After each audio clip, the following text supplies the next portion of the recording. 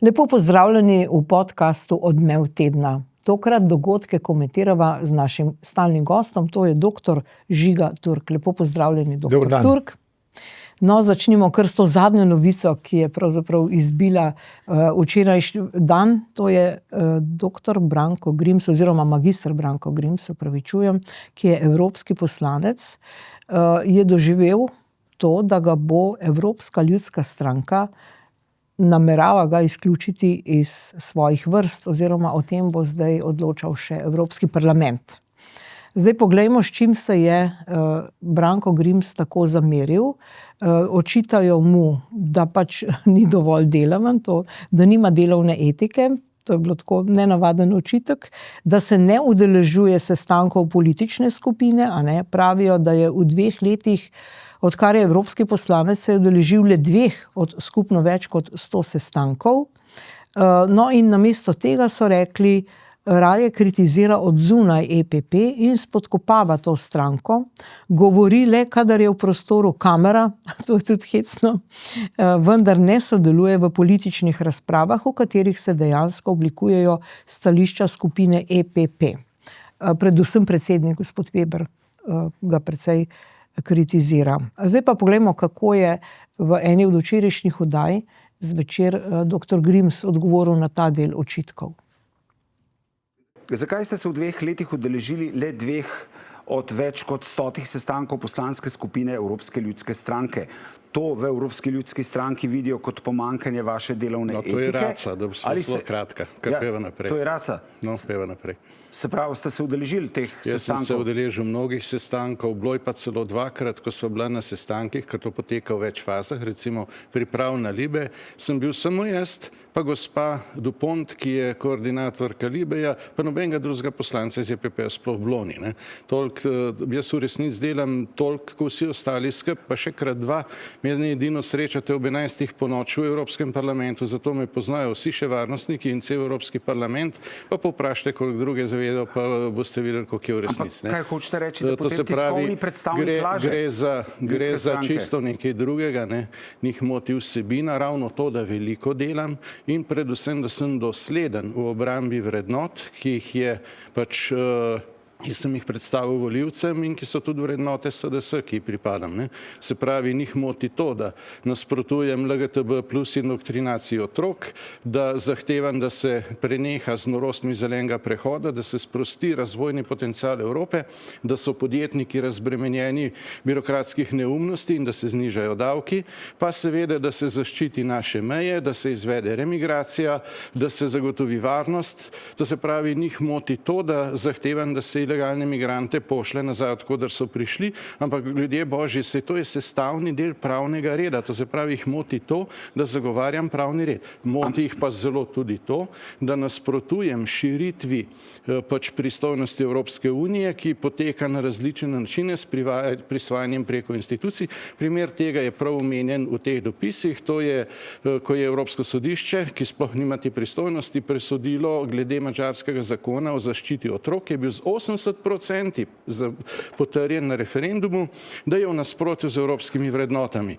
To ne samo, da nima te pristojnosti, ampak to je hkrati tudi precedens. To pomeni, da nobena država ne more zagotoviti vzgoje svojih otrok, ki ne bi bila pod vplivom levičarske indoktrinacije, spravi LGTB plus propagande. No, potem je seveda intervju še nadaljeval, tudi tu bomo imeli podcast o tem, ampak vendarle za začetek ta prvi komentar, zakaj je bil zdaj Branko Grims pravzaprav napaden oziroma bo izključen iz stranke. Kaj menite? Jaz mislim predvsem zato, ker se je preveč gibal v napačni družbi. Tukaj znotraj EPP-ja je ena velika občutljivost oziroma kako bi temu rekel, na nek način morda celo zavist napram nekaterim bolj desnim skupinam, ki lahko nekatere stvari povedo tako direktno, kot jih pove kolega Grims. Oni jih pa nočejo ali pa ne morejo zaradi svojih koalicijskih partnerjev, to se pravi liberalcev in pa socialistov, včasih tudi zelenih. In je, kako rekel, neka velika živčnost oziroma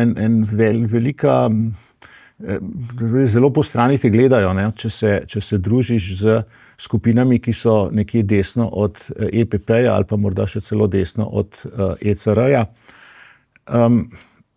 Zdi se mi, da je škoda, ne? Da v EPP-ju ni več poslancev, ki bi tako direktno zagovarjali stvari, o katerih je zdaj govoril gospod Grims. Mislim, da so to povsem legitimna politična stališča.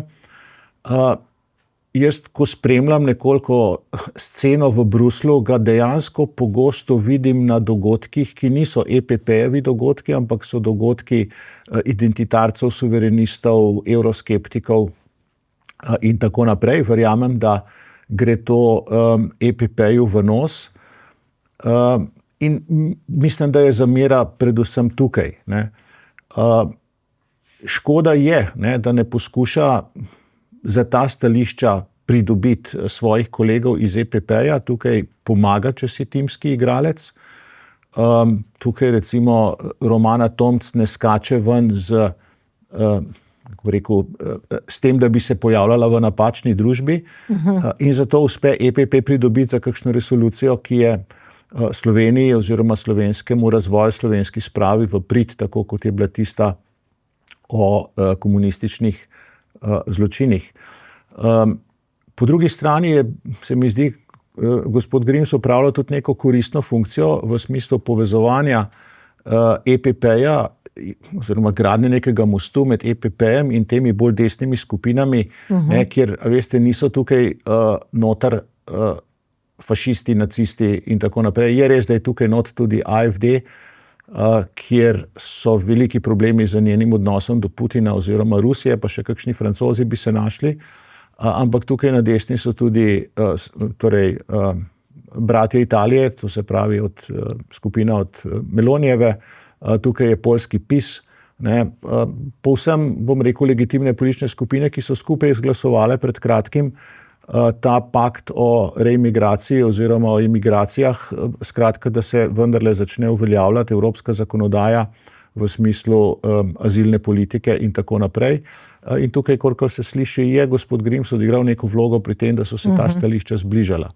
Tisto, kar bi mogoče lahko še celo špekuliral, ne, je, da je na strani koalicijskih partnerjev EPP-ja, se pravi socialistov in levih liberalcev, v zvezi s tem nekaj slabe volje, ker tukaj je ta koalicija, ki je izvolila von der Leyenovo in ki nekako po sredini ceste, ne, z vijuganjem, sredina malo levo, malo desno, ne, vozi Evropsko unijo, da je bilo tukaj nekaj slabe volje in da poskuša zdaj EPP, kako bi rekel, nekako pomiriti svoje koalicijske partnerje, dokazati svojo, kako bi rekel, demokratičnost, pravovernost, tako da bo eno svojo črno ovco izključila. Ampak zdaj, glede na to, da gre to za stranko SDS, ali bi lahko, oziroma kaj bi lahko že v preteklosti stranka SDS naredila, mogoče se tudi priključila suverenistom v nekem smislu, ali kakorkoli, da ne bi bila tako na takih liberalnih pozicijah, kot ste zdaj rekli, ker to velikokrat očitajo stranke SDS, seveda v tej skupini EPP. Smo že slišali te pripombe v preteklosti. EPP je pravzaprav ena zelo široka družina strank, to so ljudske stranke, ki so na eni strani, predvsem tam na severu Evrope, razmeroma, kako bi rekel, bolj v levo oziroma v neko socialdemokratsko stran visijo, ki je drugje, so bolj konzervativne. In nekoč je bila taktika oziroma strategija EPP-ja, ko so še vodili politiki, ki se spomnijo druge svetovne vojne, ki se spomnijo nastajanja Evrope, ki se spomnijo Schumanovega projekta, so gradili EPP, da bi bila čim širša.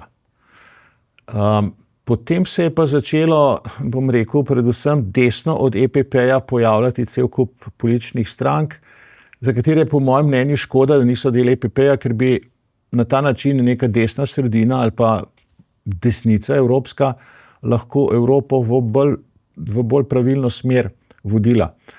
Zdaj glede pozicije SDS-a, kot sem rekel, politika je kot večkrat rečem, politika je timski šport, je ekipni šport. Si del neke ekipe, treba je za to ekipo igrati. In če si del EPP-ja, si del evropske vlade vendarle, ne? Si del tistih, ki imajo oblast, si del tistih, ki imajo možnost nekaj spremeniti, ki imajo možnost nekaj narediti. Če nisi, ropotaš nekje, bom rekel, na obrobju, morda je volivcem to všeč, morda rečejo, kako je bilo to dobro povedano, ampak učinka ni pa pravzaprav nobenega, ne? Tako da od znotraj imajo pravzaprav večji vpliv na stvari, kot ga imajo od zunaj. Znotraj EPP-ja sedijo pravzaprav na neformalnih večerjah, srečanjih, tam, kjer se odloča o stvareh skupaj z, bom rekel, prvo ligo evropskih politikov. Če pa tam zraven nisi, si pa v drugi, tretji ligi. Kar je zato, da si nek poslanec naredi ime in gospod Grims je v Bruslu zelo znan, ne? To nam mora biti jasno. Receptor ga pozna. Ne, poznajo ga tudi, bom rekel, odločevalci, poslanci, ki spremljajo politično dogajanje. Ne? In tisto, kar se tukaj pojavlja vprašanje je, kje bo gospod Grims na naslednjih evropskih volitvah kandidiral. Ne? Namreč se mi zdi čisto realno, se v Sloveniji odpira morda ena priložnost za nekaj še bolj desnega od SDS-a, ker bi tudi na nek način SDS razbremenilo teh očitkov, ki jih stalno posluša, da so skrajna desnica. Torej, ali bi moral magister Grims ustanoviti neko suverenistično stranko v Sloveniji? Jaz bi si tvegal napovedati, da če ga SDS ne bo uvrstila na naslednji seznam kandidatov za evropske volitve, ne, in vedeti moramo, na evropske volitve se voli z preferenčnim glasom, oziroma vsi, ki so izvoljeni zato, ker so dobili dovolj preferenčnih glasov. In on jih je dobil veliko. Je dobil preferenčne glasove in je zato izvoljen. Kot je moderno reči, kot je napredno reči, on dela po svoji vesti, ne? In zdaj mu pravzaprav stranka to očita. Ne? Če bi on izstopal iz EPP-ja z nekimi levičarskimi stališči, ne, ste lahko prepričani, da bi celotna ta slovenska medijska mašinerija ga zagovarjala, kako je on vendarle deluje po svoji vesti, kako ne more, spoštovati nekih, ni prisiljen spoštovati strankarskih pravil, se ukloniti strankarskemu biču, kako more glasovati in tako naprej, ampak je, ne vem, poslanec vsega ljudstva. In tako dalje in tako naprej. Ne. Tako da to ima prav, ne. Moteča so njegova stališča, še bolj moteče je pravzaprav to, da so ta stališča podobna stališčem recimo AFD-ja, ne, ki ima pa neka druga stališča, ki pa so popolnoma nesprejemljiva. Ne. Ampak ne pa ta, kjer je neka podobnost oziroma neka skladnost z gospodom Grimsom. No, ampak pri celi stvari mi je pravzaprav to všeč, da se vendarle tudi v Bruslu dogaja politika, ne? Da prihaja do nekega soočenja mnenj, da prihaja do nekih sporov. Ne? Tudi ta diskusija znotraj EPP-ja, ki bo okrog tega predloga v sredo, menda, to bi lahko bila zanimiva politika oziroma zanimiva diskusija tudi o tem, kje je morda tukaj EPP preveč žrtvovala za to, da je lahko del neke levo-sredinske koalicije. No in prav to, ki je žrtvovala, ne, lejte se ta stališča, dobro, LGBT, zelena agenda, Volkswagen odpušča, se je avtomobilska industrija pokleknila, se praktično nimajo več nič zaradi te tako imenovane zelene agende, to je šlo vse v pretiravanje. Konec koncev tudi migracije bodo zdaj spet malce spremenjene, jih bodo vračali. Se je ta ideja razširila. To spraševanje, ne, ali je Evropsko sodišče, pa zdaj ne vem, ali je bilo sodišče Evropske unije ali tisto za človekove pravice, ki je odločalo o tem madžarskem zakonu, ne, to je dejansko vprašanje, o katerem velja debatirati. Ne. Namreč zdaj se je prvič zgodilo, da je sodišče neposredno uporabilo 2. člen Evropske pogodbe, ki govori o evropskih vrednotah, ne, in je neko državo članico kaznovalo, češ da ne spoštuje evropskih vrednot. Ne. Pa vi spoštujete vrednote ali pa ne, tukaj smo pa zdaj že skoraj pri samoupravljanju, pa pri kardelju, pa pri a si dober socialist ali pa nisi dober socialist. Ne, kako bi rekel, zelo stvar, no, kako bi rekel, okusa, ne? Ali te vrednote spoštuješ ali ne in kdo bo to ocenil? Stvar se mi zdi vredna debate, ne? Stvar se mi zdi vredna debate, ali je pravzaprav Evropsko sodišče tisto, ki gradi vedno tesnejšo unijo, ne? Ali naj bi jo gradil vsaj Evropski parlament, ali pa naj bi jo gradili parlamenti članic oziroma Evropejci. Ne? In ne zdi se mi modro, ne, da vedno tesnejšo unijo gradi nek organ, ki je daleč najbolj odmaknjen od ljudske volje, to je sodišče. No in zdaj vprašanje je seveda še to, kar se tiče gospoda Grimsa, zakaj prav zdaj? Ne? Lejte, on je že 2 leti evropski poslanec, včeraj ni povedal nič novega. Ne? Če je, recimo, da je... Kot sem rekel, morda je to povezano s tem, da mečkano se EPP napram svojim levičarskim zaveznikom izkaže kot lejte se, mi smo še vedno na pravi poti, se mi nismo skrenili, ne... Ampak tudi v Sloveniji, to zdaj, ravno zdaj, ko je par tednov Janševa vlada, to pade na neka plodna tla. Človek pomisli, da ni mogoče kdo iz Renewja malce namignil, da naj naredijo, da ne zakuhajo. Jaz mislim, da to z Janševo vlado, tukaj pa ne vidim neke povezave. Gospod Grims ni v tej vladi, SDS ni, kako bi rekel, kriva ali pa da bi kakorkoli odgovarjala za besede gospoda Grimsa.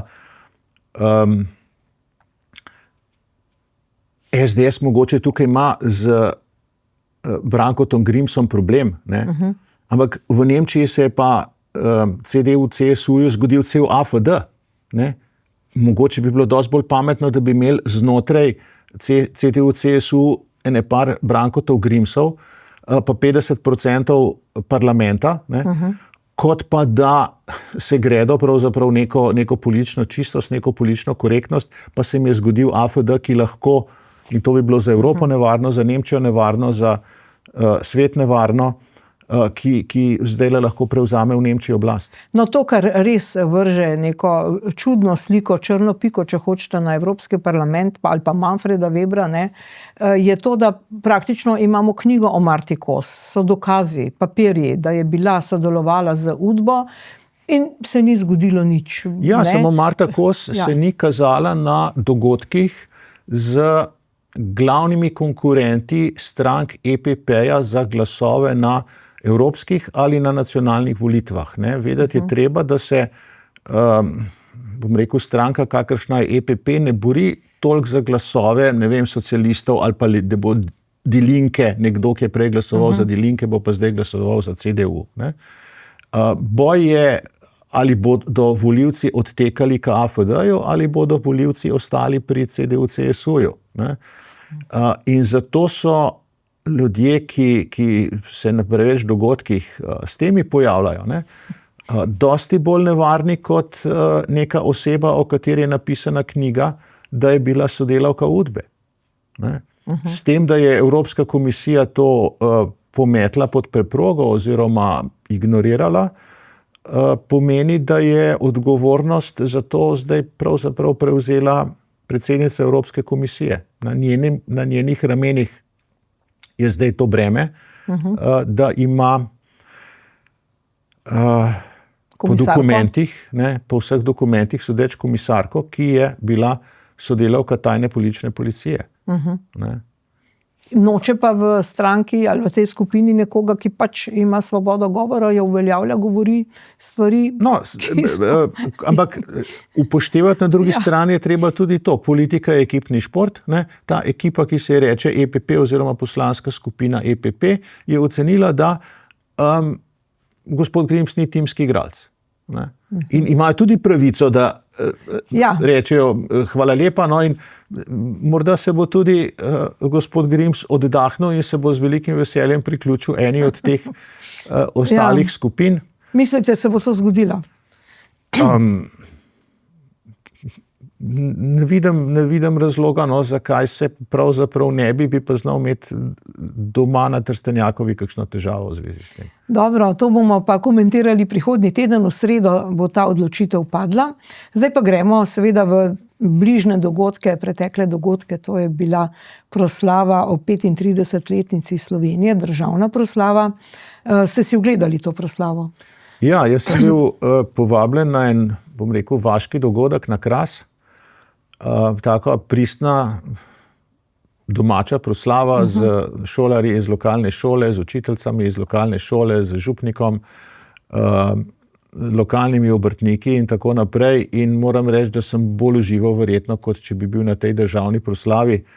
Se mi zdi, no, da je pomembno, da kadar imamo kakšne praznike, da jih praznujemo skupaj, da smo vedno v neki skupini, da ne gledamo stvari doma po televiziji. Seveda, Ljubljana oziroma država se zbere na eni taki veliki uradni proslavi, ki seveda ni tako pristna, je pa seveda politično pomembnejša, tako da moram reči, da sem si ogledal posnetek, ne. Nisem mogel pa sproti spremljati, pa sem pravzaprav vesel, da sem bil tam, ne tukaj. No, imeli smo že dogodke na teh državnih proslavah, celo dr. Drnovšek je nekoč padel v nezavest, takrat sem bila jaz na proslavi, sem to videla v živo, ne, so bili dogodki že. Dobro, zdaj saj ljudje sedijo včasih pred 30 leti, 25 so pa stali na tem trgu, tako da zdaj je to vsaj bolj človeško. Mislim, kot sem si ogledal, povabljenci, pa nekaj ljudi je sedelo, od zadaj je bilo pa kar nekaj publike, ki je pa pač stala, za katero je stolov zmanjkalo. No? Včasih niti v prvi vrsti niso. Ne? Ampak dobro, zdaj to, kar je zmotilo nekatere, je bilo žvižganje predsednici Nataši Pirc Musar, ki pa je, zdaj vlado imamo komaj nekaj tednov, zdaj že napadla in to vlado in napovedala in napadala to posege v civilno družbo, v medije, v institucije pravne države, ne, pri čemer vsi vemo, da je bila zdaj le 4 leta popolnoma tiho, ne, ko se je to res dogajalo. Ja, jaz mislim, da živimo v nekem času, ko se poskuša iz vsake stvari narediti škandal ali pa nekaj, okrog česar bi se dalo zgražati. Ne.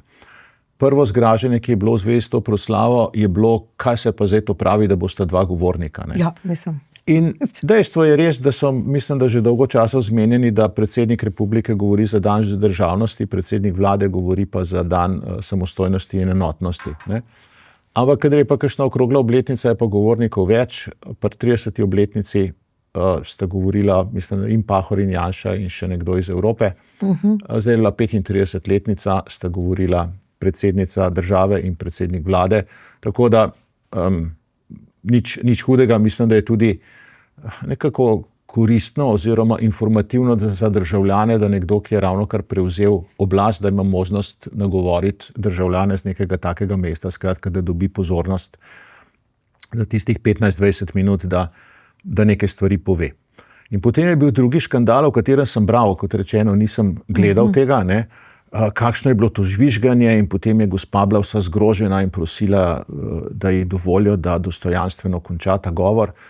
Sem dejansko mislil, da je bilo to nekaj tazga, kot se je nam dogajalo v tisti, kjer je bila to druga Janševa vlada, ne, ko so žvižgali, kašljali in tako naprej. Jaz na noben dogodek kot kulturni minister nisem mogel iti, ne, da bi imel tišino, no, oziroma da bi dostojanstveno lahko Šekspirjevsko gledališče. Da bi dostojanstveno lahko povedal stvari do konca. Ne, sem mislil, kaj je bilo.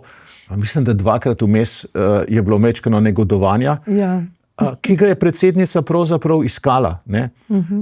Namreč njen govor je bil politikantski oziroma političen v smislu, da se je vtikala v politike, ki se predsednika pravzaprav ne tičejo. Ne? Ona je naštela tam nekih 6 točk, na katerih baje temelji slovenski razvoj. Hotela je povedati, ne, da pravzaprav razvoj ni to, da bomo mi zagnali podjetništvo, podjetniško svobodo, da bo se gospodarstvo vrtelo, služilo, imele dobičke in tako naprej, ne, ampak javno zdravstvo, javno šolstvo, javno ne vem kaj, potniški promet. Skratka, je en tak govor, kako se v tej državi pravzaprav nič ne sme spremeniti, kljub temu, da se je vlada spremenila. Ne? Po drugi strani je bil pa govor predsednika vlade dosti bolj državniški, ni iskal nobenih prepirov, nobenih sporov z drugimi, pravzaprav ponujal roko oziroma nekako ocenil, da smo imeli v Sloveniji 2 polčasa, v enem polčasu smo kolikor toliko sodelovali, to je bilo v času Drnovška, pa potem njegove vlade, in potem je bilo izključevanje od leta 8 naprej in je pozval pravzaprav to levi del političnega prostora, naj s tem vendarle neha, da dajmo peljati stvari naprej skupaj. Tako da se mi zdi, da se je tukaj lepo videlo, kdo ima neke visoke državniške cilje pred seboj in kdo politikantsko brani neke sicer v lepe besede, zavite, pa vendarle ostanke prejšnjega sistema. To se pravi Nataša Pirc Musar, tako če gledamo ta govor, ona pravzaprav ni kos tej svoji funkciji. Ona je zelo kos svoji funkciji, z vidika tistih, katere podpora jo pravzaprav zanima. Ona zagovarja pač in se oglaša v obrambo ene politične opcije oziroma ene politične skupine. Tisto, kar je treba priznati, kar je bilo v tem govoru pozitivnega, je, da je vendarle iz njenih ust bilo slišati, da je treba pa mrtve pokopati in bom rekel, torej podpora za to, s tem, da nisem prepričan, da niso bili zraven neki pridevniki, kako je to treba narediti nekako na tiho, pa mirno. Na tiho, pa ne na žalah. Skratka, ampak nek korak naprej, pa to je vendarle treba priznati, da ob vsem tem zagovarjanju javnega in socialnega in solidarnega in socialističnega, je pa to vendarle bilo tam. Kako pa komentirate to, da se je Milan Kučan, kot bi bil izgubljen v prostoru in času, mislim leta 2026 na državni proslavi pojavil spet z rdečo zvezdo? To pač ocenjujem tako, da v Sloveniji očitno mi tranzicije, predvsem tranzicije, kar se tiče vrednot, nismo opravili. Rdeča zvezda je simbol oktobrske revolucije. Takrat se je prvič pojavila se je že prej, ampak prvič se je pojavila kot nek dominanten, pomemben, prepoznaven simbol, 5 krakov, delavska roka, 5 kontinentov, čez katerega bo komunizem nekoč prevzel oblast. Pod to zvezdo so pobijali leta 1945, pod to zvezdo so pobijali oziroma morili civiliste med drugo svetovno vojno. Ta zvezda nas je leta v osamosvojitveni vojni napadla. To je provokacija in Milan Kučan bi šel lahko v zgodovino kot velik predsednik, kot državnik, kot oče naroda, kot sicer zadnji partijski šef, ki je pa sprevidel, da je bilo tisto narobe, da je demokracija in samostojnost prava stvar, ki se je opravičil za vse zločine svoje komunistične partije, pa tega ni naredil. In to se mi zdi, to je škoda, res je škoda. To bi on je zadnji, ki to lahko naredi. Ja, pa tudi ne nazadnje ta poteza, da najprej je bilo rečeno praporščaki s slovenskimi simboli, potem so se nekako spet urinili te za zvezdo. To je tudi neka debata, ki je nikakor ne moremo preseči. Tukaj moram reči, da mi ni bilo všeč, da je organizator proslave popustil. Tudi meni ne. Ja. Janša je en svoj govor, takrat, ki je bil izvoljen v parlamentu, končal z besedami ni popuščanja, mene je bilo tisto všeč. Drugič je treba premisliti, in kar zahtevaš, kar postaviš, na tistem je treba vztrajati. Ne bi tem borcem krona z glave padla, če bi namesto zvezd našraufali na tiste palce od zastav slovenske grbe. Sej zastava bi ostala natančno ista. To je bil kompromis. Zastava bi ostala točno taka, kot jo imajo že ne vem kdaj, pod katero se je vse mogoče dogajalo. Vse to smo požrli. Ne? Ampak je bilo preveč komunistično zvezdo odšraufati za zastave. In to je to vztrajanje in zanalašč, ne, zanalašč. To, ker lahko. Težava je v tem, da lahko in da se nič ne zgodi. Žalostno je, da smo pravzaprav za vrednotami ostali globoko v prejšnjem sistemu. Ali pa samo neki posamezniki, ne? Da ne moramo na državno raven spraviti teh vrednot. Posamezniki in potem cel kup tistih, ki oblikujejo javno mnenje in cel kup tistih, ki oblikujejo, bom rekel, mladino. In ki imajo tudi finančne koristi, to je pa spet treba tudi povedati. Ne? Tudi to. Dobro, zdaj pa gremo na te fakti bruti, bolj kruto realnost. Recimo FURS, ne? Finančna uprava Republike Slovenije. Zdaj oni so zamrznili postopke proti zdravnikom in drugim SP-jem, so povedali, to je rekel novi VD FURS-a Janko Prejac. Kaj si zdaj lahko obetamo? Kam gre? Tu pa gre politika zdaj v to smer, ki se je obetala pred volitvami. Zdravniki ne bodo več državni sovražniki in tudi SP-jem bodo najbrž znižali davke. Bomo videli, ne vemo še.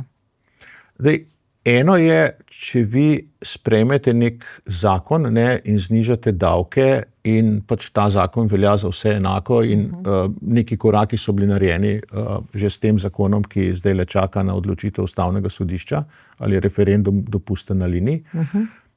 Drugo so pa poteze, kjer država oziroma oblast izkorišča torej tiste inštitucije, ki imajo neko moč, oblast, da na ljudi pritisnejo, zato da določene skupine prebivalstva kaznuje ali pa opozori vsaj, da če ne boste tiho, se vam bo pa zgodilo to in to. In tisto, kar jaz razumem iz te poteze, je, da nova oblast oziroma novo vodstvo FURS-a prekinja oziroma ustavlja neke postopke, ki niso bili začeti slučajno.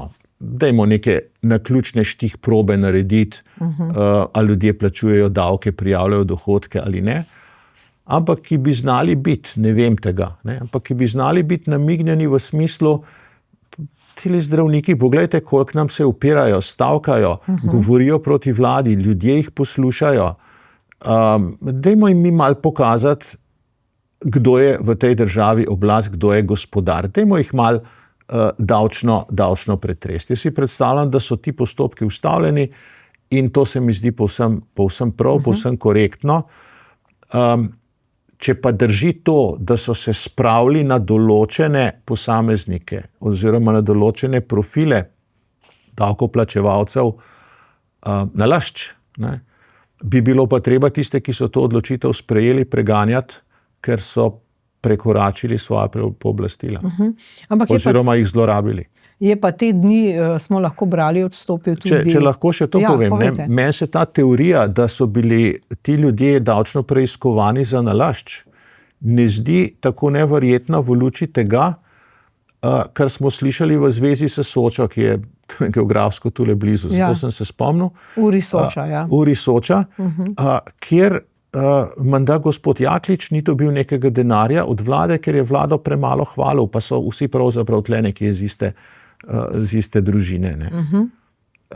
Tako da, če neki Soči ne daš denarja zato, ker te direktor premalo hvali, ne, si povsem lahko predstavljam, da namigneš FURS-u, da naj nekoga preiskuje oziroma mu pokaže, kdo je tukaj oblast, če ne bo priden.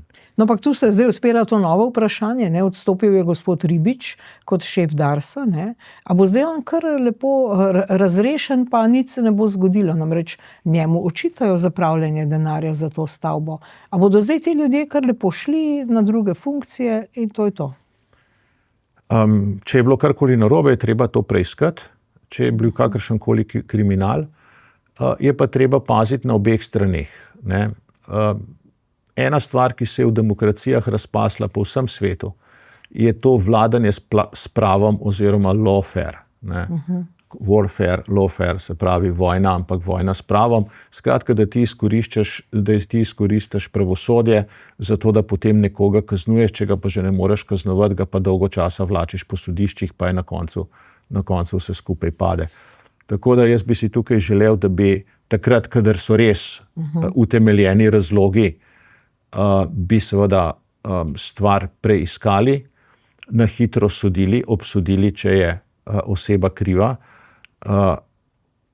hitro in učinkovito, da pa ne bi čisto vsakega, ki se je kje pojavil kdaj na kakšnem položaju, potem, ko se oblast zamenja, ne samo, da se ga odstavi, ampak se ga še celo vlači po sodiščih. To se mi pa ne zdi dobra praksa. Sem imel tudi jaz ta primer, ko sem bil minister, sem potem nekaj časa hodil po sodiščih, dokler ni vse skupaj padlo. In se mi zdi, da je tega še več. Temu bi se moralo tudi pravosodje, temu bi se moralo tudi tožilstvo upreti. No, bomo videli, kaj bo. Torej, očitki so veliki, kar se te stavbe tiče, in nenazadnje tudi toliko delovišč po celem avtocestnem križu, delovišča odprla, nihče ne dela, mogoče se pobirajo kakšne provizije, ne vemo, očitki so veliki, promet stoji, predvsem pa je gospodarska škoda ogromna. Ja, posli so bili oddani še pod prejšnjo vlado, tistim, ki so bili s prejšnjo vlado prijatelji. Postavljene so zapore, postavljene so ograje. Veste, delavcev je pa toliko, kot jih je. Slovenija se sooča z enim velikim pomanjkanjem delovne sile v gradbeništvu na čisto vseh nivojih, od inženirjev do, bom rekel, ta zadnjega delavca z lopato. In kako je mogoče, da se pelješ čez celo Italijo, čez celo severno Italijo in je eno gradbišče, mimo katerega se pravzaprav čisto lepo pride, potem prideš pa v Slovenijo, so pa, bom rekel, serijsko gradbišče od Nove Gorice do Maribora, praktično. Ja, do Murske Sobote v bistvu. Ne vem, kaj se dogaja, bom rekel, od Maribora do Murske Sobote naprej, ampak to je absurdno. Ja. To je res, ampak še bolj kot bi se nekdo dobesedno norca delal, oziroma kot bi nekdo poskušal ljudem dopovedati, glejte, ostanite doma, avtomobil je neoliberalna zarota, državni sovražnik, itak si dejte en lavor na balkon in je to. To je ta zelena agenda, o kateri zelena je govoril agenda, gospod Grims. s katero zapreš avtoceste in se ljudje odvadijo, da se je lepo včasih kam peljati. Ja. No, to, kar je pustila prejšnja vlada, to nikakor ne moremo pripisati tej vladi, je pa seveda 1 milijarda minusa v proračunu. Ampak to, kar se je zgodilo, je, da so pravzaprav posamezniki, ki zahtevajo, da ustavno sodišče presodi, ali bi ta omnibus interventni zakon veljal ali ne, ker govori tudi o teh financah. Zdaj, zgodilo se je to, da recimo, zdaj 1. julija je ravno bila obletnica, še vedno plačujejo upokojenci in vsi ostali ta 1 ali 2% za dolgotrajno oskrbo, ker tega zdaj pač ne moremo spremeniti, in zgodi se z dolgotrajno oskrbo nič. To je tisto, kar je zdaj ustavilo ta proces sprememb v pozitivno smer. Ja, prejšnja vlada je povišala davke oziroma uvedla nove davke na eni strani in na drugi strani, bom rekel, z lopato delila denar predvsem v javni sektor in tuj denar v obliki božičnic in više minimalne plače pravzaprav vzela podjetnikom in zahtevala, da ga dajo zaposlenim. To je imelo kot posledico inflacijo, več denarja je bilo v obtoku, ljudje niso naredili več, niso več stvari proizvedli, obstoječe stvari so se zato podražile. Tako da učinek vsega skupaj je bil nič, razen seveda luknje v proračunu, za katerega je, mislim, da prejšnja vlada nekako ga naredila pod geslom za nami potop.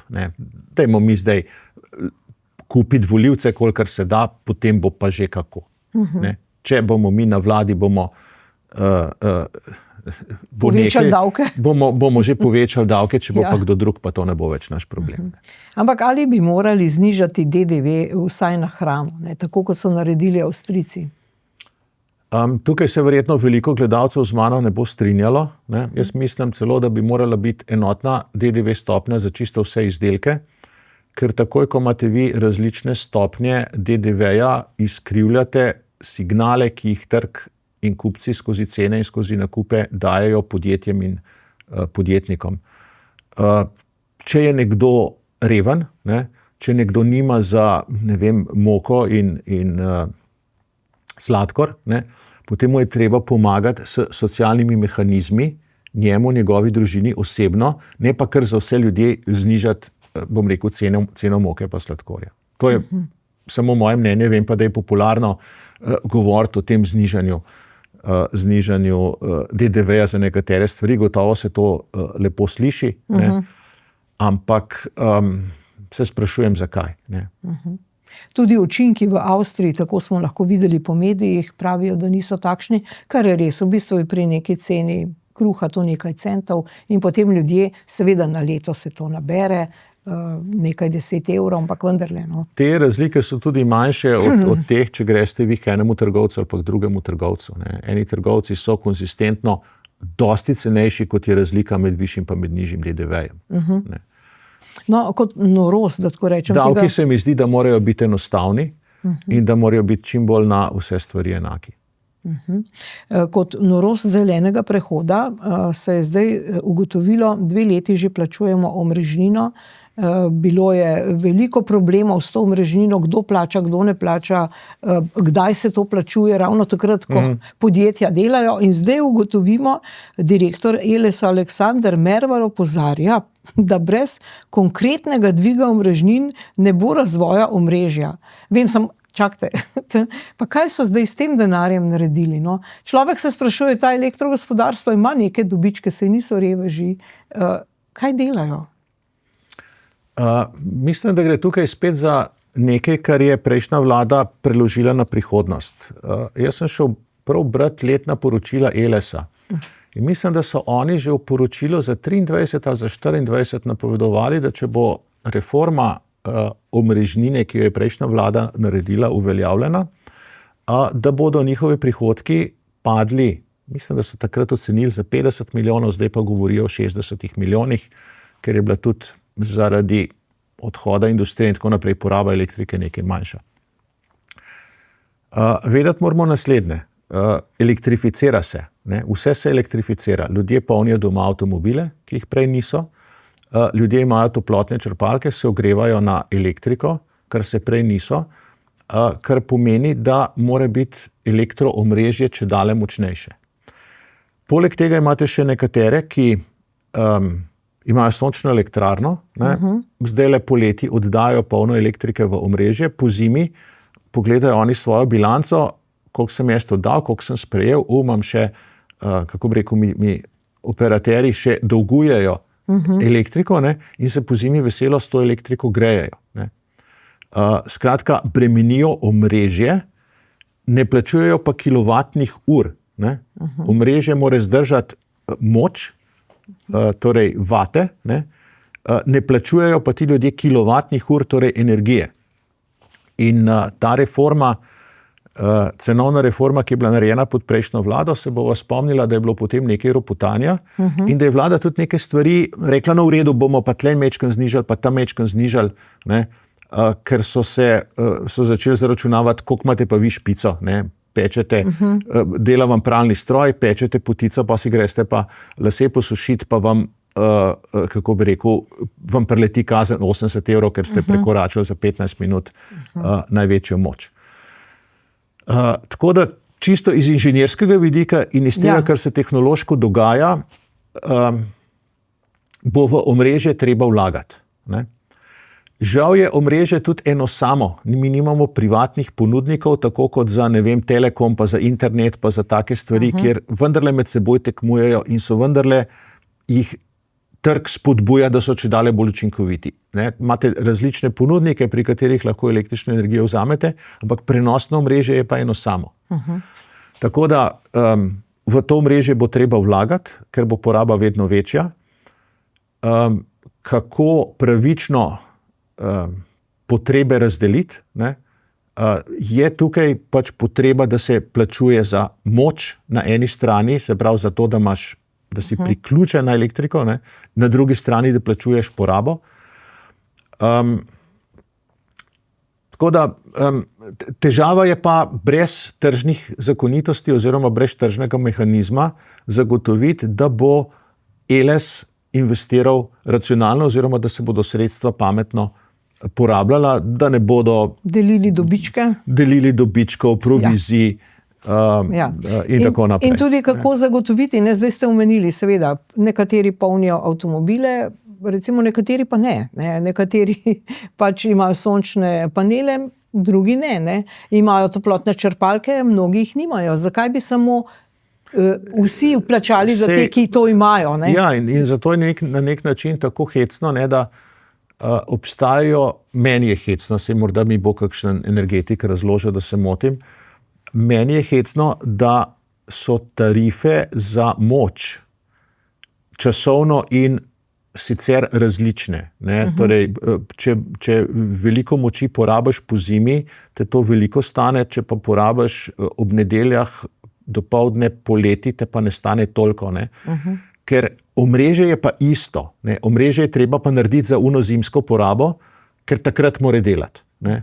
In ne vidim razloga, da ne bi bilo to skozi celo leto, ta pristojbina za omrežje ista, ampak kot rečeno. No, tukaj bo še veliko debate, tudi v novi vladi. Tudi tukaj bi si želel, da bi bil sistem enostaven, ker če je sistem enostaven, ga ljudje lažje razumejo in tisto, kar ljudje razumejo, temu bodo zaupali.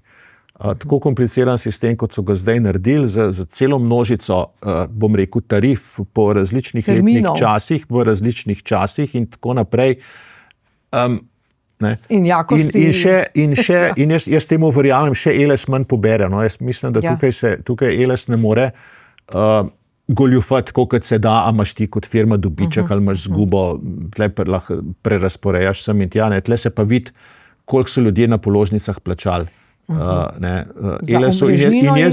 jaz verjamem, da so za omrežnino, da so to prav seštelno, da niso zgoljufali, koliko so sešteli te omrežnine. Dobro, če greva zdaj malce spet na politično prizorišče, zdaj glavna tarča teh dni je seveda stranka Resnica. Ne?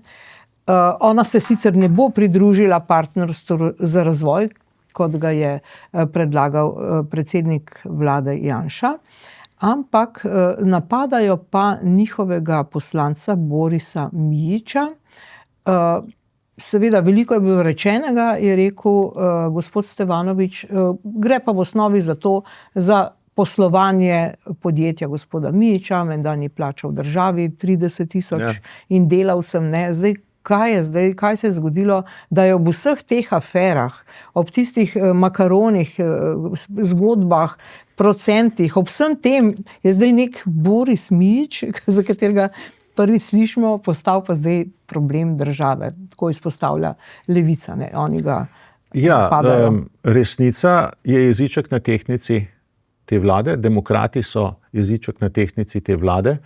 Demokrati zdaj le provocirajo mediji, kje pa je zdaj vaš skok, vi ste si želeli skok, pa ga ni, ne, a vas kdo pri tem ovira in tako naprej, hoče neko nezadovoljstvo tam ustvariti in seveda iščejo oziroma poskušajo pritiskati na Resnico, predvsem Levica. Stranka Levica je tukaj zelo glasna in jaz moram reči, da prav uživam, kako jih Stevanović šola oziroma sprehaja, kako so pravzaprav ti populisti iz Levice naleteli na nekoga, ki je še, kako bi rekel, še boljši populist, kot so oni. Poslanci so, kako naj rečem, niso samo glas vsega ljudstva, so tudi odraz vsega ljudstva. Ta gospod je bil izvoljen. Ne? Verjetno je nekaj podjetnikov v Sloveniji, ki imajo podobne težave. Ni, kako bi rekel, tega bi človek dajal za zgled. Ne? Se pa zgodi, ne poznam zakaj se je to zgodilo, ne? Ali je on načrtno goljufal, ali je pač eden od tistih, ki se ukvarja z gradbeništvom in ima smolo, da mu Kdo ni plačal? Da mu pravzaprav tisti, ki ga je vzel za podizvajalca, ni plačal oziroma je plačal prepozno za zamikom in tako naprej. V veliki shemi stvari. Ne? In ko gledamo, kdo vse je ostal, ki je komu dolžen, ni plačal, so mu bili davčni dolgovi odpuščeni. Ne? Ja. In tako naprej. Milijone. Potem mislim, da je tukaj neka kraljica od Roberta Goloba, ki je za 2-3 velikostne razrede imela večje finančne probleme, pa ni bilo kakšne velike panike. No. Ja, tako da tukaj poskušajo resnico nekako razdrmati, stisniti. Verjetno prihajajo namigi, glej, sej, če boste šli pa vi, če boste pa nehali podpirati to koalicijo, bomo pa mi poskrbeli za njega, pa za vas pa ne. To so te igre pod mizo, ki so v politiki dokaj običajne. No, napadajo seveda spet tudi ta ženski del, ne. Gospa Kokot iz te stranke Resnica je takole povedala, kaj se je dogaja v komunikaciji z Leno Grgurevič. Zdaj, imela si nek pogovor, ne, z Leno Grgurevič, kako, ne, po izvolitvi, če sem jaz prav razumel, ne? Ona te je povabila na kavo, ali kako, ne? Ne samo, da me je povabila, ne vem, če me ni 10 ali 20krat klicala. Zakaj te pa mogla tokrat klicati? Ja, vztrajna je bila, ne. Aha, a ja, ti pa nisi dvigovala telefona, ko si videla Grgurevič? Mislim, zasedena sem bila, ne, pa niti se mi ni preveč mudilo, no, na ta sestanek. Ampak je bila res vztrajna, pa še nekaj sporočil je pošiljala. Potem smo se dobile na Vurberku, na kavi. Ja. V bistvu to je bolj tvoj teritorij kot njen, ne? Kako? Ja, jaz sem rekla, če želi pač z mano govoriti, pač lahko pride tja. In je prišla. Ja. In kaj tam te potem začela nekaj nadirati, ali se prav obveščeni, kako bi ti mogla delati, ne vem, v tem smislu? V bistvu temu se reče pokroviteljski odnos, ne? Zdaj, ko ti nekomu hočeš pač povedati, kako naj deluje, kako naj razmišlja, ko da ta ne zna pač svojo glavo razmišljati, v bistvu sem bila bolj tam, da poslušam, kot pa da kaj rečem. To mi ni bilo všeč, ker sem rada pač pogovor, ker vsak sogovornik reče nekaj, en reče to, drugi reče drugo, ne pa da si ti tam samo, da sprejemaš neka navodila, ne. In kako so se potem šli? Ja, srečno nasvidenje, mislim, pač čez vljudno, no. No in zdaj, recimo, kako gledaš ti na njo? Ker zdaj so živeli pa teh nekih tudi duelov, pa to, ne, jaz to videl. Zdaj me niti ne pozdravi, jaz državnem zboru ne stran pogleda, jaz si rečem dober dan, pa gre mimo, kot da nič ni bilo. A resno? Ja, resno, vsak dan poskušam pozdraviti, ko jih vidim, ne pozdravlja več, tako da. Pa to, mislim, imaš še podobno izkušnjo s kakšnim drugim poslancem oziroma poslanko ali samo z njo? Ne, ostali poslanci pozdravljajo, moram eksplicitno povedati. Tudi njeni kolegi iz Svobode in podobno? Tako, tudi njeni kolegi iz Svobode, ne glede na to, kako je razgreta debata, vsi pozdravljajo. Kaj se pa potem dogaja s tole žensko? Ne vem, jaz nisem zdravnik, pa... Jaz si pa veterinar, ne? Nimate nekih skupnih predmetov, kako? Sem vse povedala, nisem, ne. Dobro, je državni zbor zrel za veterinarja, ali kaj? Ja, ne vem, no. Se mi zdi, da se na vsaki točki, ne, ko se ljudje majčkeno bolj sprostijo, in so majčkeno bolj iskreni, pokaže ta odnos, ki ga je, ne vem, na svetovnem nivoju najbolj znana tista izjava Hillary Clinton, ne, basket of deplorables, se pravi neki pomilovanja, zaničevani vredni ljudje tukaj glasujejo za Trumpa, ne, se v Sloveniji je bilo tudi marsikdo je nekaj podobnega rekel. In nekaj podobnega si ti levičarji mislijo, ne, da so oni nekaj več. Da so oni nekaj več, da so to tukaj neki ruralci, kmetje, v Vurberku ni levičarja, veterinari, ne, skratka, ne. In seveda potem, če s takim odnosom, brez nekega osnovnega osebnega spoštovanja do nekoga nastopaš, ne, kot so nastopili do gospe Kokotja, seveda niso nič opravili. Ne, seveda niso nič opravili pokroviteljsko. Ne. Pa odkot jim pride sploh ta ideja? Kdo jih to uči?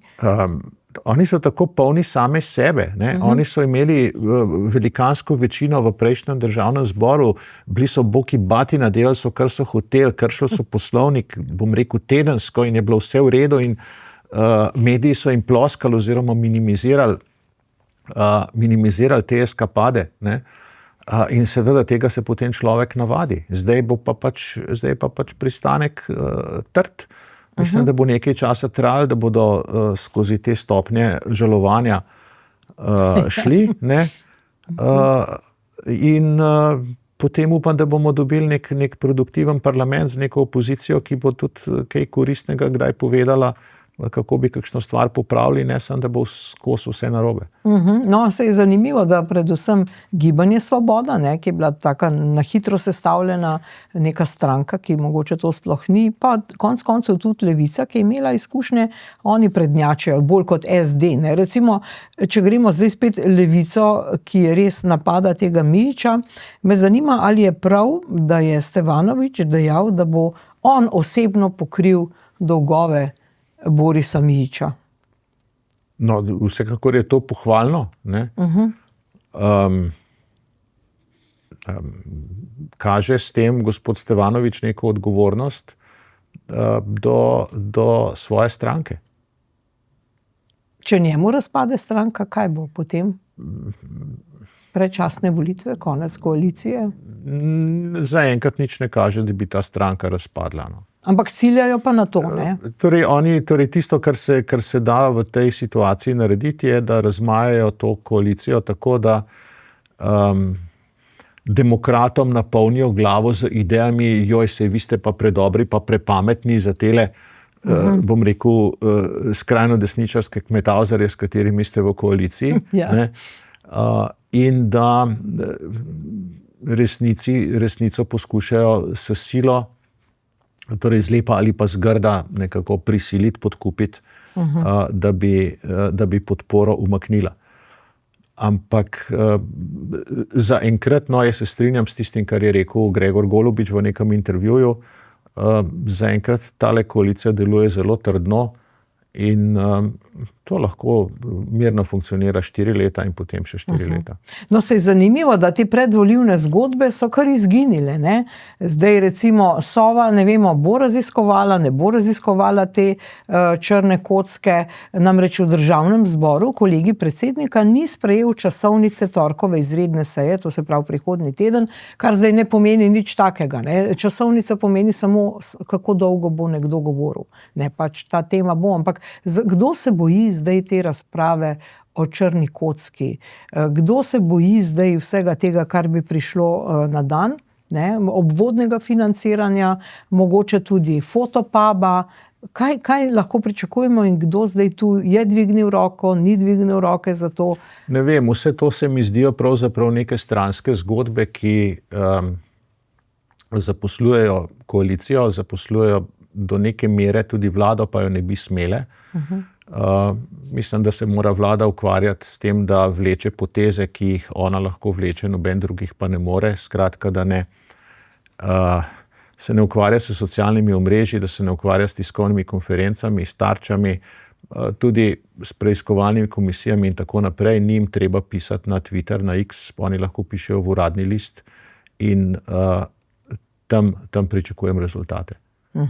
Je pa res, da je Janez Janša napovedal zamrznitev priznanja Palestine in selitev veleposlaništva v Jeruzalem, to pa so konkretne akcije. Torej, kaj se bo tu zgodilo? Odzivi so bili pozitivni in negativni. Zdaj, kako ta zamrznitev priznanja teče, je to možno ali ni možno, bodo povedali diplomati oziroma tisti, ki se na mednarodno pravo spoznajo.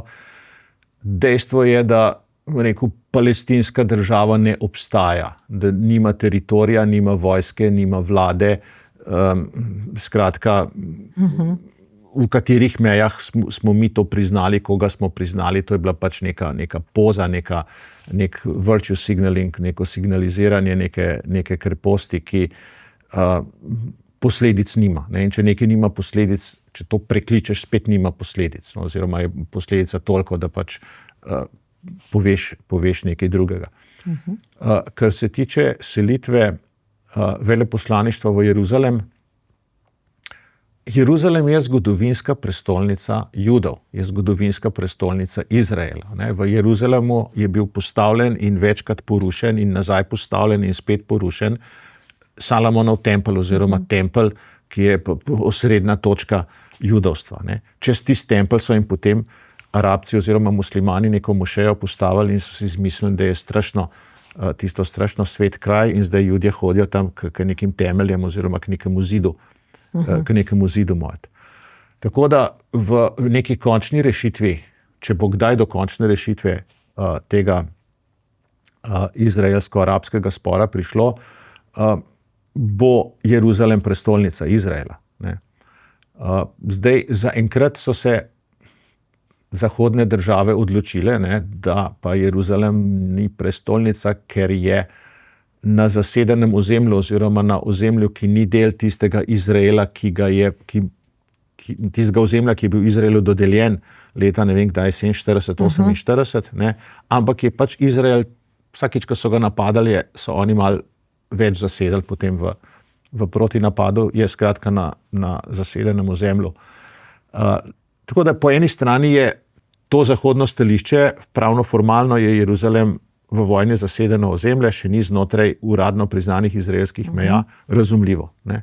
In je razumljivo, da rečejo, mi imamo skupno politiko, da ambasade niso tam. Ne. Hkrati, zakaj nimajo skupne politike, da se neke neobstoječe države, za katere ne vemo, kje so njene meje, da se jo ne priznava. Ne. Skratka, Palestino lahko priznavaš, če se ti zdi, ne, ambasade pa v Jeruzalem ne smeš prestaviti. Jaz sem tudi prepričan, ne, če ne bi bilo s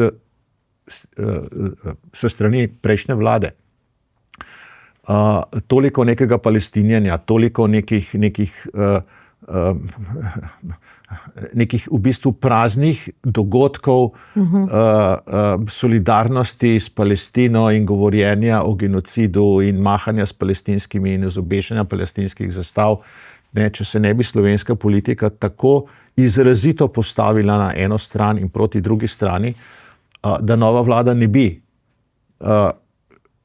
prišla na idejo, da bi pa zamenjala oziroma da bi prestavila veleposlaništvo v Jeruzalem. Z vidika tega, da je pa prej nihalo zanikalo predaleč proti Palestini, ne, je pa zdaj razumljivo, da če hočemo to uravnotežiti, moramo zanihati malo proti Izraelu, potem pa poskušati najti neko razumno srednjo pot. Tako da jaz to vidim predvsem kot reakcijo na pretirane simpatije s Palestinci s strani prejšnje vlade. Ampak zdaj s pričo tega dogodka z magistrom Brankom Grimsom, ne, se pa odpira novo vprašanje. Namreč, odkole smo brali, v Bruslju nasprotujejo selitvi veleposlaništva iz Tel Aviva v Jeruzalem in pravijo, EU in njene države članice bodo še naprej spoštovale mednarodno soglasje o Jeruzalemu. Ne. Zdaj, ali se je Branko Grims zgodil prav zdaj zato, ker je Janez Janša tole napovedal? Je mogoče ta teza tako močna, da je pravzaprav... Možno, čeprav tisti, s katerimi se Branko Grims tudi v Bruslju druži, nekateri od tistih sploh niso podporniki Izraela. Ampak mogoče, da se vpliva na Janšo? Ne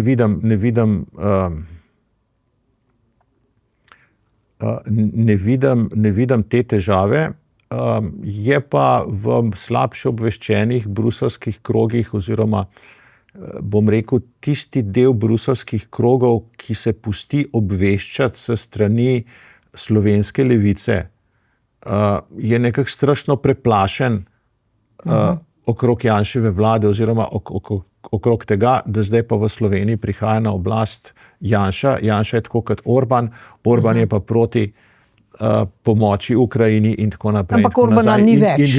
In ljudem sploh ni jasno, da kar se tiče geopolitičnih vprašanj, da tukaj ni nobene podobnosti. Ne. Je pa še nekaj, ne? Zdaj, recimo spet, če gremo na te predvolilne dogodke, ali pa tudi že po volitvah, recimo 3. junija so prepovedali pristanek izraelskemu letalu na Brniku. Zdaj, kaj bo zdaj s tem? Bomo kaj ugotavljali, kaj se je zgodilo, kaj zdaj Alenka Bratušek ukazala, ni ukazala? Tukaj je treba preveriti spet, ali je šlo za zlorabo pooblastil. Ne? Ali so obstajali, kako bi rekel, racionalni razlogi za to, da se je nekemu letalu, ki je bilo v zraku, ne, prepovedalo prestanek v Ljubljani. Tukaj so lahko tudi varnostna tveganja, ne, da ti neko letalo preusmeraš nekam drugam. Pa to je škandalno. Tudi ni, ne, ampak jaz govorim z vidika tega, da take akrobacije, ki so namenjene samo nekemu javnemu mnenju, nekemu signaliziranju, neki všečnosti v javnosti, ne? Da je tukaj treba se dejansko vprašati, ali imaš za to pooblastila, ali so bile pretehtane vse posledice in če niso bile, preganjati dotične za zlorabo pooblastil. Ja. Drugače pa to seveda je to škandal, so to zadnji vzdihljaji te antisemitske politike, ki jo je vodila prejšnja vlada. Ne vem, no, to je na nek način to je nezaslišano, ne. Da si nek minister privošči neko tako samovoljo. Ne. Človek sedi v letalu, pričakuje, da bo pristal v Ljubljani, na kar se letala obrne in pristane v Zagrebu. No, sej še dobro, da je Zagreb blizu, ne, ampak čakajte.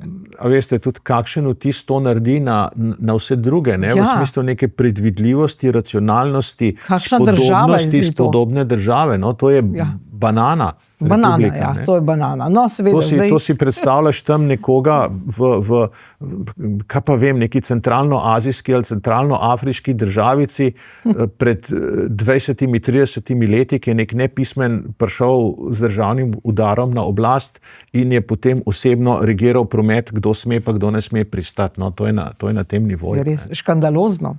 No, seveda se nam pa zdaj obeta, menda nov referendum, zbirajo se seveda podpisi, ne, proti noveli zakona o parlamentarni preiskavi. Pobudniki so Pavel Gantar, Dušan Keber, Spomenka Hribar. In zdaj seveda strašijo ljudi, da se uvaja politično policijo. Zdaj, kaj bo zdaj s tem, sodeluje in zbira pa podpise tudi Štrukljev sindikat vzgoje in izobraževanja. Ne vem sicer, kako se njih parlamentarna preiskava tiče, ne. Zdaj, česa se boji levica? Česa? Se bojijo razkriti iz Fotopuba, se bojijo razkriti iz teh makaroni večerij. Česa se bojijo? Kaj je zdaj tisto? Bojijo se, da bi parlamentarne preiskovalne komisije preiskovale njih oziroma njihove vodilne politike. V prejšnji zakon so si napisali celo množico varovalk, kjer lahko en dolg seznam subjektov, tako rekoč do vratarja na ministrstvu, karikiram, sproži ustavni spor v zvezi s tem, ali je ta komisija dovoljena ali ne. In računajo pač, da eden od teh 10 bo pa že za vsako od potencialnih preiskovalnih komisij sprožil postopek in preprečil, da bi do te komisije prišlo. Tisto, kar je ta vlada naredila, je bistveno skrajšala seznam teh, ki lahko to predlagajo. Ostale varovalke ostajajo na mestu. Če naj bi preiskovalna komisija karkoli počela, kjer bi grobo posegala v človekove pravice v smislu hišnih preiskav, v smislu zasegov dokumentacije, v smislu prisluškovanja in tako naprej, mora komisija iti na sodišče po odločbo oziroma po dovoljenje. V nasprotju s prejšnjo parlamentarno, ki je dobivala bančne izpiske, ne vemo koga, kar se medijev tiče. Posegala v privatna podjetja, finance. Tako, ne, in sej, veste, med nama je spet tako, ne, če bi imeli mi delujoče tožilstvo, potem take preiskovalne komisije sploh ne bi bile potrebne. Ampak ker imamo mi tožilstvo, ki je dostikrat nekako bolj zavzeto, ko je treba preiskovati ene, pa predvsem manj zavzeto, ko je treba preiskovati druge, potem ostane seveda eni politični opciji samo to, da skozi parlament lahko neke stvari razišče. Našteli ste, kdo vse zbira podpise, kdo vse je proti. Tukaj imamo v Sloveniji zdaj novo desno-sredinsko vlado. Oblast je v rokah Janeza Janše, pa kaj to pomeni? Ne? To pomeni, da neka ministrstva, recimo, kolikor toliko ubogajo to oblast, ampak celotna druga infrastruktura, vse drugo, kar v tej državi obstaja, celotna vertikala sodišč do ustavnega sodišča, vsi sindikati, vsi mediji, vse nevladne organizacije, vse te, jaz jim pravim, inkvizicijske parasodne organizacije, Komisija za preprečevanje korupcije, Računsko sodišče, varuh tega, varuh onega, varuh tretjega. Vse to je, bom rekel, na drugi strani. In zato si ta vlada prizadeva, da nekaj moči za preiskovanje lumparij pripelje tja, kjer pa nova politična večina, ki so ljudje izvolili, ima vendarle nekaj vpliva. In vse te preiskovalne, te inkvizicijske organe bi zdaj združili v tej novi enoti? Ne vem, jaz ne vem, če mislim, da ta skok bi bil smiselno, da obstaja neka skupina, učinkovita skupina tožilcev za preiskavo, bom rekel, tega težjega gospodarskega kriminala, glede vseh teh paradržavnih varuhov in inštitucij. Jaz bi zelo natančno pogledal, katere moramo imeti zaradi nekih evropskih uzanc in ostalo bi ukinil, ker samo ustvarjajo nek paralelen sistem, niti ne kaznovanja, ampak ustvarjanje nekih škandalov, ustvarjanje nekih težav, zapletov, javnega škandaliziranja, linča. Imamo pa zelo malo primerov, ko je neko računsko sodišče ali pa ko je Komisija za preprečevanje korupcije nekaj odkrila, oziroma okrog nečesa naredila en velik škandal, da bi potem tisto tudi na sodišču dobilo epilog. Ampak seveda za medijske potrebe, za potrebe oblikovanja javnega mnenja je povsem dovolj, da ena od teh inkvizicij naredi velik škandal, mediji to, če gre za ta prave ljudi, uslužno napihnejo, potem se pa ugotovi, da pravzaprav vse skupaj ni bilo nič.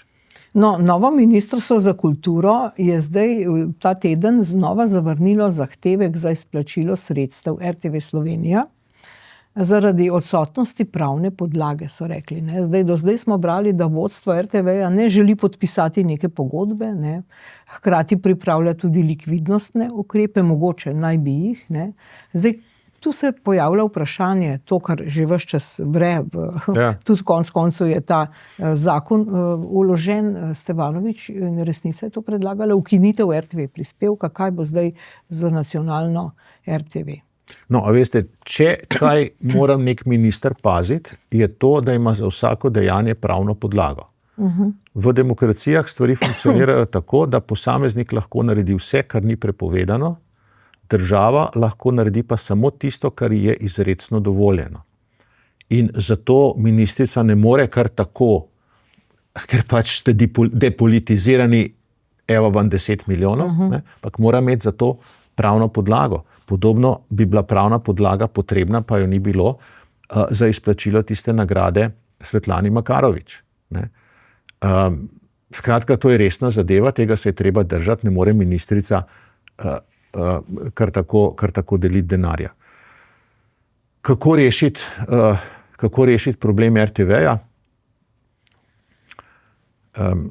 Kot sem že večkrat rekel, v letu 2026 potrebe za to, da bi države imele nacionalne televizije, če nimajo te države ravno potrebe po indoktrinaciji svojega prebivalstva, ni. Toliko je vsega. Toliko je takih le studijev, kot je tale, ki so podobni in tehnično zelo podobne kvaliteto dajo od sebe kot nek studio tam na RTV-ju. Oddaje, ki so primerljive s tistimi na RTV-ju, ki so morda bolj pluralne ali pa ki pokažejo neko drugo plat resnice od tistih na RTV-ju, tega je polno. Zakaj bi morali imeti nacionalni RTV? Je pa žal ustavno sodišče enkrat odločilo, da imajo ljudje pravico govora in da iz tega sledi, da jim mora nekdo depolitizirano govoriti, beri RTV Slovenija, tako da tukaj kako priti mimo ustavnega sodišča in tiste odločbe, kjer je ustavno sodišče reklo, tako rekoč, moramo imeti RTV za to, da bodo ljudje obveščeni, ker imajo, ba je ustavno pravico, da so obveščeni, kako to zaobiti. Tukaj bi si želel, da pravniki staknejo mečkano glave skupaj. Ni pa nujno, da pobira denar od reklam, ne, ta isti RTV, pa od proračuna, kar v nedogled in tako naprej. Seveda ne, ampak dokler je Ustavno sodišče, bom rekel, najvišji dom parlamenta oziroma je napakirano z ljudmi iz ene politične opcije, veste, če so si oni lahko zmislili, da jaz lahko povem, kar hočem, da iz tega sledi, da mora obstajati državna RTV, ki bo meni nekaj govorila, ne, potem je mala malenkost opravičiti pravnikom, ki so dolgo hodili v šole in imajo potem še nekaj izkušenj, opravičiti to, da RTV pobira prispevke od reklam ali pa to, da mora dobiti denar dejansko direktno od ljudi, ne pa iz proračuna. Ne, da bi podpisala pogodbo s proračunom. No, to je zdaj, seveda. Ja, kar tako.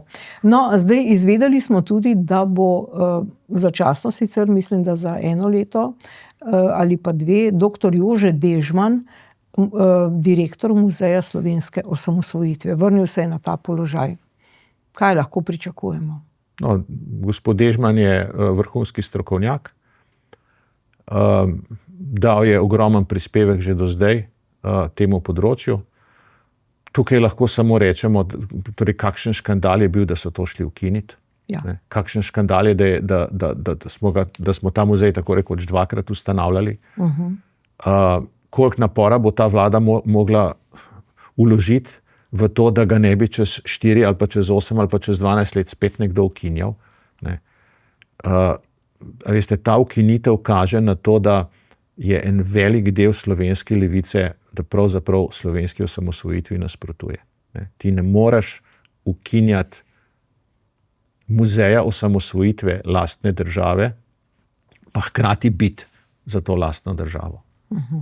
In biti dobro plačan, ne? Še celo ministrica je bila na dobri poziciji, pa ukinjala muzej. Ja, so ljudje, ki jim korenine, ki jim to, da so od nekod, da so nekje doma, ne pomeni nič. Ki jim 5 minut dobrega filma, kot je rekel Žižek, pomeni več kot Slovenija. Ja. No in zdaj seveda dr. Matjaž Gams, prav tako znanstvenik iz Inštituta Jožef Štefan, je izdal novo knjigo, še manj bo teh ljudi s koreninami, da tako rečem, ne? Kako preprečiti izumiranje slovenskega naroda, zdaj to že drugi del, ne? Torej, kaj si mi res lahko obetamo? Dejansko matematika kaže po toliko in toliko letih, z vsemi temi izračuni, potencami, praktično nas več ne bo, ne? Mogoče že čez 100 let bodo redki, ne mi ne, ampak bodo. Ja, sem jaz tudi ten članek v ta zbornik prispeval, oziroma sem bil na tem posvetu. Dejansko je demografija največji problem, ki ga zahodne družbe, predvsem evropske, imajo.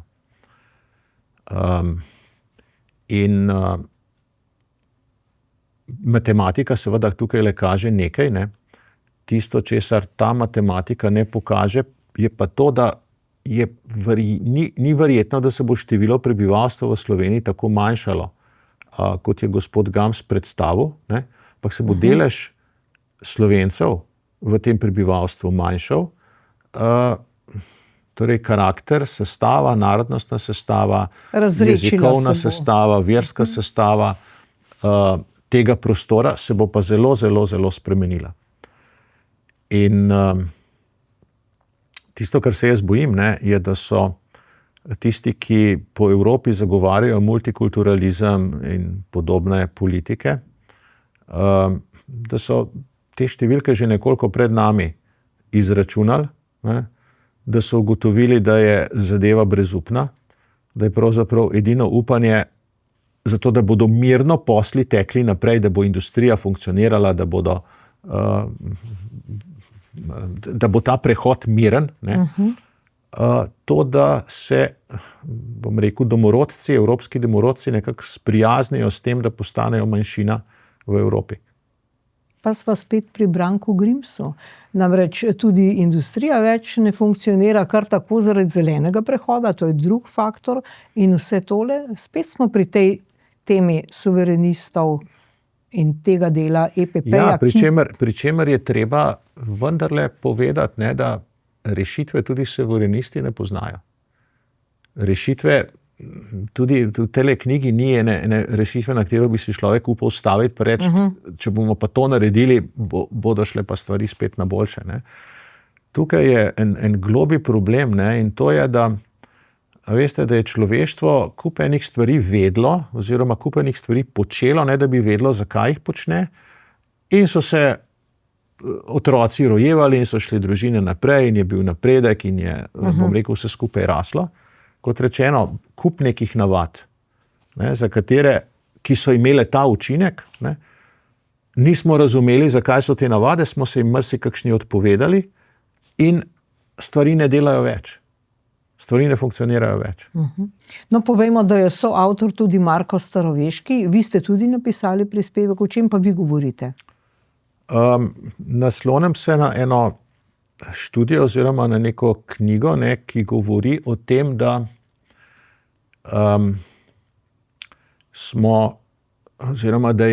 da se je emancipacija žensk, kako rekel, na nek način absurdno, ne, zgodila v ambiciji, da bi ženske postale podobne moškim, ne, in da so ženske videle to, da postajajo podobne moškim kot nekaj dobrega zase, kar je, kako bi rekel,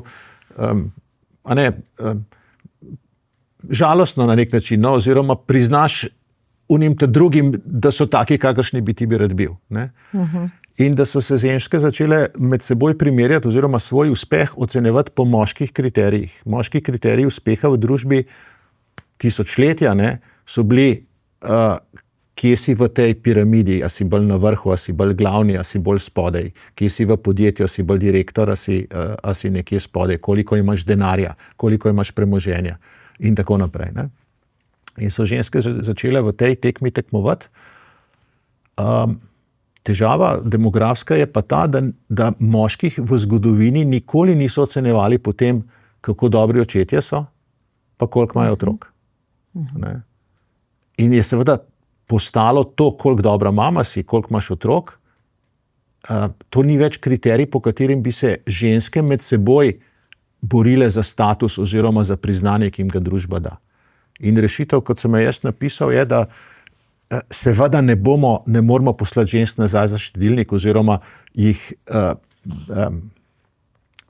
narediti neke posebne vrednote zanje, ampak da bo treba tudi moške ocenjevati po tem, koliko imajo otrok, kako dobri očetje so in podobno. Ne. Skratka, neke kriterije uspeha, ki so nekoč veljale za ženske, je treba zdajle moškim pripeti. Zelo zanimiva teza. Ne? Dobro, bomo videli, zanimivo. Zdaj končajva pa z dvema žalostnima novicama. Umrl je Miha Jazbinšek. Torej, Miha Jazbinšek je bil minister v Demosovi vladi. Poznamo ga po dveh stvareh. Zdaj v zadnjem času se je kot Zeleni, in ves čas je bil Zeleni, zelo boril proti kanalu C0 in tudi županu Jankoviću. Tu je bil zelo glasen, eden redkih. Seveda ga pa poznamo po tem tako imenovanem Jazbinškovem zakonu, ki je v 90-ih letih praktično izvedel eno od temeljnih privatizacij, to je bila privatizacija stanovanjskega, tega vsega stanovanjskega premoženja, družbenih stanovanj, pri čemer danes seveda ugotavljajo, da so takrat nekateri poceni prišli do stanovanj lastniških. Res pa je, da so te ljudje, ki so bili najemniki v tistih stanovanjih, tudi skozi najemnino že na nek način plačali velik del tega stanovanjskega fonda.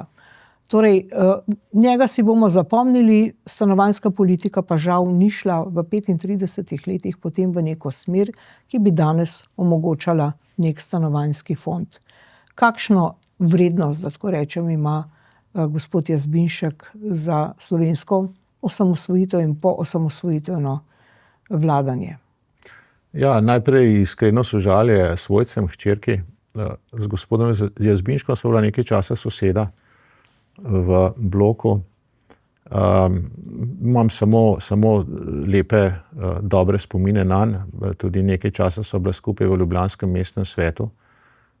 Spet sami dobri spomini. Ja, znanje po Jazbinškovem zakonu. Ta zakon je postavil ne temelji neki slovenski stanovanjski politiki, ampak je omogočil Sloveniji v enem zelo kritičnem času finančno stabilnost. Namreč potegnil je vse tiste marke, ki so jih imeli ljudje v nogavicah. Iz teh nogavic so jih prinesli v banke, so jih prinesli za odkup teh stanovanj in na tem je država postavila, torej samostojna Slovenija postavila lahko svojo finančno trdnost. Bil je ta ukrep, bi lahko rekel, nepravičen do vseh tistih, ki smo stanovanja kupili s svojim denarjem, ki nismo imeli slučajno sreče, da bi bili v javnem oziroma družbenem oziroma stanovanju od nekega podjetja. Na to, da so ljudje skozi najemnino odplačali to stanovanje, te najemnine niso bile profitne, ki bi, kapitalski vložek upravičevale. Nekateri so imeli srečo, so do teh stanovanj prišli, pravim, Bog jim požegnaj, ne. Tudi zato je lastništvo stanovanj v Sloveniji tako veliko, po drugi strani tudi zato, ker je toliko ljudi iz nekih prejšnjih generacij prišlo do lastniških stanovanj, je pa zdaj tej generaciji, novejši generaciji to toliko težje, ne, ker bom rekel, nekega gospodarjenja s stanovanji nismo vzpostavili, ampak smo jih ljudem pravzaprav... Niti fonda. Niti smo jih ljudem podarili. Ne. Ampak tukaj je bil gospod Jazbinšek, no, se mi zdi,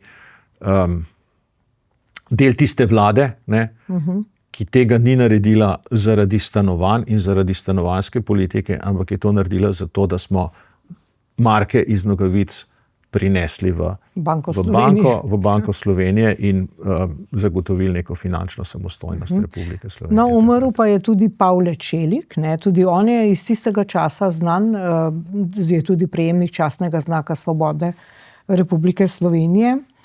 Torej, bil je v bistvu del vodstva takratne milice, dober ravnatelj kadetske šole in bil je tudi v osamosvojitvi eden izmed pomembnih vodilnih kadrov, tako pravijo. To osamosvojitvijo bil nekaj časa tudi načelnik uniformirane policije in skratka lahko rečemo, da ljudje, ki so bili zelo aktivni v času osamosvojitve, na nek način odhajajo. Ja, koledar dela svoje oziroma čas teče. Poznam ga samo iz medijev, in poznam ga, spominjam se ga po modrih, racionalnih, strokovnih komentarjih. Tako da jaz upam, da je vzgojil, za seboj pustil čim več njemu podobnih policajev oziroma varnostnih strokovnjakov, ki bodo stopili v njegove čevlje, pa v čevlje še koga drugega. Ja, imel je po mojem tako pomembno vlogo, ker v prejšnjem sistemu je bila milica malce osovražena, ker je bila del tistega sistema, del neke udbe. Recimo Kučan še danes, po 35 letih, hodi s to rdečo zvezdo. On je tipičen primer tega, da nikakor se ne more posloviti. Ja, ampak v osamosvojitveni vojni je ta milica, kako bi rekel, oddelala svoj del. Tako. Svoj del, ne, se je postavila takrat na pravo stran in zato ima, mislim, da je tudi praznik policije je na enega od teh dni. Ampak na taki funkciji, kot je bil gospod Čelik, bi tudi lahko še vedno malce kazal neke nostalgije po prejšnjem sistemu, ampak on je v bistvu vzpostavil to zaupanje v policijo. Mislim, da je šlo takrat za veliko zgodbo. A je zdaj policist nekaj dobrega, ali je to nek pripadnik prejšnjega udbe, prejšnjega sistema in smo potrebovali kar nekaj časa, da smo v bistvu prešli na neko novo miselnost. Ja, to je zanimivo. Nisem v to smer nikoli razmišljal, ampak res je, da nekako nimamo občutka, da bi bila policija nek ostanek prejšnjega sistema. Ja, policist je kot en Bobby v Londonu. Greš k njemu, ga vprašaš. Nič se ne bo zgodilo. Ja, tudi, kako bi rekel, izkušnje, ki jih imamo, so profesionalni, so vljudni, nimamo jih za eksponente neke politične opcije, kar bi kakšen drug podsistem, v kakšnem drugem podsistemu so pa ostali in lahko si samo želimo, da s tem, ko se vlade menjavajo, da prihaja do tega, da je policija vedno bolj profesionalen organ in vedno manj povezana oziroma vedno manj hlapac, neki politični depolitizaciji, tega Čelik sigurno ne bi dovolil, kar si je Golob v bistvu dovolil. To je bilo v nekem trenutku še tejle ministrici preveč. Ja. Bobnarjevi, čeprav je, kako bi rekel, do nekod je pa z velikim veseljem to čiščenje počela. Veste, država potrebuje neke stvari morajo biti profesionalne, da jim ljudje zaupajo, da jim ljudje verjamejo. Policija je gotovo ena od teh, vojska je ena od teh, gasilci so tukaj. In mediji bi tudi to morali biti. Ampak druga najboljša stvar, če nimaš, bom rekel, profesionalnih, resnicoljubnih, pluralnih medijev, da imaš pa oboje. Da imaš ene, ki so navijajo za to stran, pa ene navijajo za ono stran, pa da imajo približno enak dostop do ljudi, oziroma da jih ljudje približno enako lahko spremljajo. Dobro, s tem končajva, dr. Žiga Turk. Prihodnjič bomo sigurno komentirali Branka Grimsa z drugimi komentatorji. Tokrat je pa to vse. Dr. Žiga Turk, hvala lepa za vaše komentarje. Hvala za povabilo. In hvala za pozornost. Nasvidenje.